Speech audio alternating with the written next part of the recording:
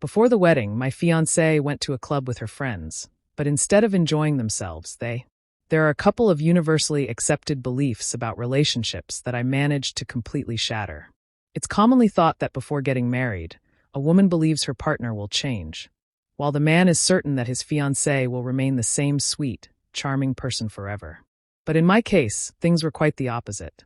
Harper and I had been together for nearly 2 years, and during that time, we managed to spend quality moments together without any major arguments. We understood each other in a way I never had with anyone else before.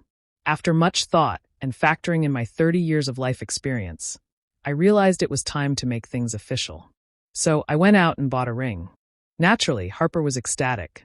She quickly upgraded her relationship status to fiancé and couldn't have been happier. I could almost read the excitement in her eyes as she imagined stepping into this new role. A wife, someone with responsibilities and obligations, and of course, a lifestyle that would have to adjust accordingly. At 27, it was high time to start taking things seriously. The partying would have to become a thing of the past. Then came another Friday evening, and Harper hit me with her latest idea. The girls and I are going to the club tonight. I wasn't thrilled about it, but I didn't say anything at first. These were the last few weeks before the wedding, a time of transition. I figured, why not let it slide? It was a special night, after all. She flashed me that look, the one that made it impossible to say no. All right, I said. Call me when you're done, and I'll pick you up. But no later than 2 a.m. Deal. We'll dance for a bit, then head home, she promised. There was no need to worry, or at least no more than usual. I had been to her parties a few times. They'd order some champagne, dance the night away. That's how I pictured the evening would go. A regular club outing. Nothing out of the ordinary.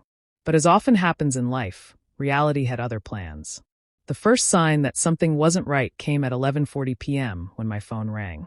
It was still early, and I wasn't expecting anything unusual. Then, an unfamiliar number flashed on my screen. Good evening. A cheerful male voice greeted me. Hello, I replied cautiously, trying to place the voice. The man introduced himself as a police officer, and I almost fell off my chair. By the time he finished explaining, I was in a daze. You can come pick up your girlfriend, the officer said.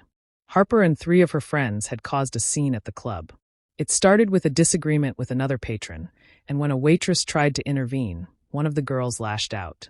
They got away with just a few scratches, but the victims immediately reported the incident. On the drive there, I wondered how embarrassed Harper must have been. A small part of me even thought there might be a silver lining. Maybe this would be the wake-up call she needed. Maybe, after such an incident, she would finally settle down and become the person I always thought she could be. That small hope died the moment I arrived. The place was anything but welcoming. Rushing past some guy at the front desk, I barely noticed him at first. But then he mentioned Harper's full name.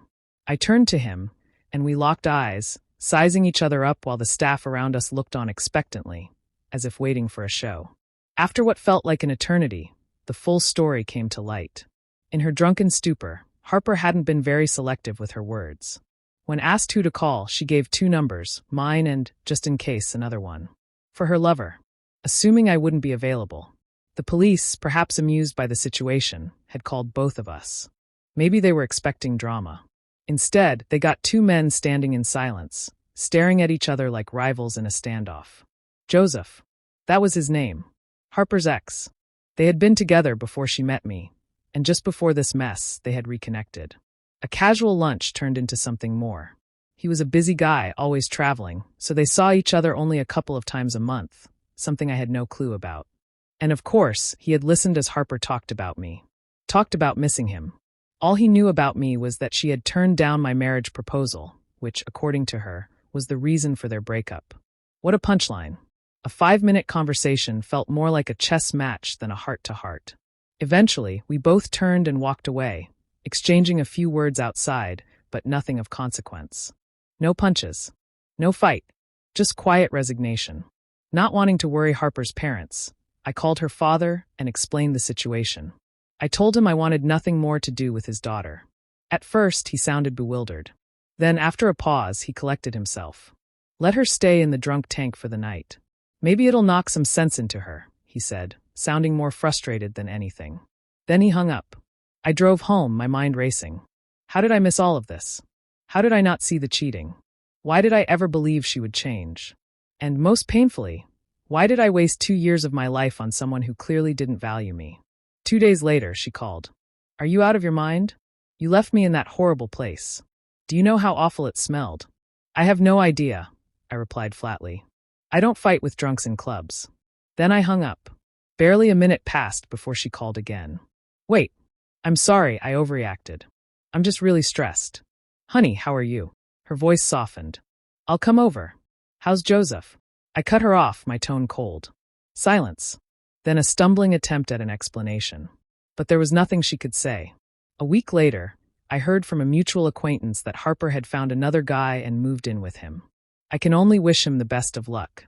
He's got a tough road ahead, learning all about betrayal, bad habits, and a kind of behavior that's anything but decent.